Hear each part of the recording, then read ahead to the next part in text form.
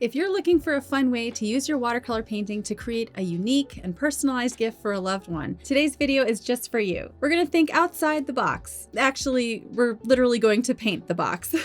Did you know that you can use watercolors to paint on wood? All you need is one special ingredient, a small first step before you start your painting, and you can use your favorite transparent water-based media to decorate just about anything. But before we get into it, let me show you this fun little kit. This is the DaVinci Keepsake box. These are made from smooth wood panels and they come in 4 different sizes and they're available online through Jerry's Artorama. I purchased the 4x6-inch Keepsake box for $13.94, but you can sometimes find these on sale for even less than that. The kit includes the box, cover, and all the hardware. The nice thing about not having the hardware pre-attached is that it makes it much easier for you to paint and customize the wood pieces, and then you can attach the hardware afterwards. It does come with directions on how to assemble everything and even some ideas for completing your project. Your imagination is the limit. So what is the key to prepping any surface for watercolor? Watercolor ground. This product is made by Core. It's a paintable substrate that creates an absorbent surface for watercolor. Simply apply 2 to 3 coats of ground to your panels, allowing them to dry for 24 to 72 hours between coats. For my box, I used an old brush to paint the top and sides, just aiming for a smooth, even finish. There's only one downside to using watercolor ground, and that is that you must be patient and you have to prep your panels well in advance. So this isn't the kind of project you want to rush, but that's okay. So once your box is prepped with several coats of ground and has dried for a few days, here comes the fun part: painting. Start by planning your design and drawing it out on a piece of scrap paper. Don't just dive in and draw directly on your box without any kind of plan. To ensure my sizing is correct, I traced the contour of the box onto a sheet of plain printer paper. Then I draw on these simple hibiscus flowers. The sketch allows me to make changes, to erase as much as I need to, and to decide on a composition. Next, I cut out the sketch and use transfer paper, shiny side down, to trace over my drawing directly onto the box cover. Now we can start painting. For painting with watercolor on alternative surfaces like this, I recommend using Core watercolor paints. Core paints are made with a special binder called Aquazol, which was originally formulated for use in art conservation. Tests have actually shown that Core paints resist flaking off over time when applied to smooth surfaces versus more traditional paints made with honey or gum arabic. I have a couple of videos all about Core paints. Definitely check those out after this video if you want to know more. Now, one thing you should know about painting on a surface prepped with watercolor ground is that your paint will move and react in different ways than when you're painting on paper. You'll see more pooling since the surface is not quite as absorbent as cotton paper.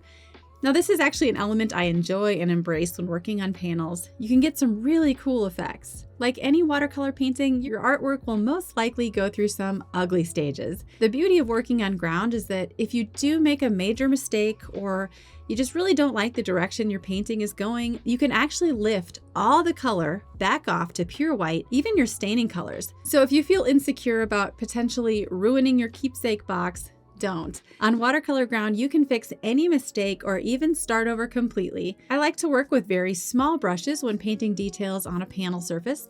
These DaVinci Colineo detail brushes work really great for that. To give my painting a unique watercolor look, I finished the details of the flowers, let it dry, and then added some fun water effects at the end.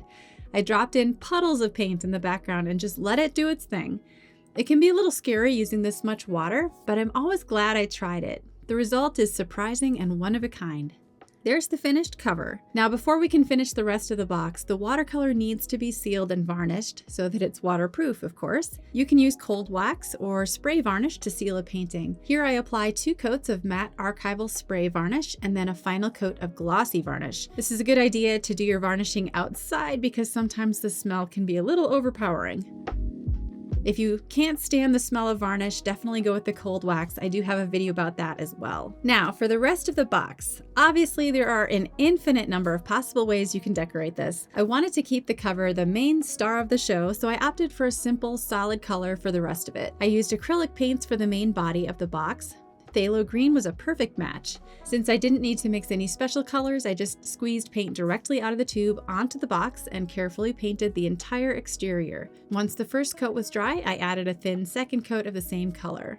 The next step is to add some embellishments. I used frog painter's tape to mask out a thin line surrounding the box. I also used the tape to protect all of my green edges. If you want an extra quick and easy way to paint large areas, like the inside of the box, for example, spray paint is the answer. This is Rust-Oleum metallic spray paint in gold. A couple of quick sprays and boom, the entire inside of my box is done, along with a lovely gold stripe all around the box. Once dry, I removed the tape, did a couple of small touch-ups, assembled the hardware, and glued on a gold nameplate just to personalize it for my daughter. And here's the final result.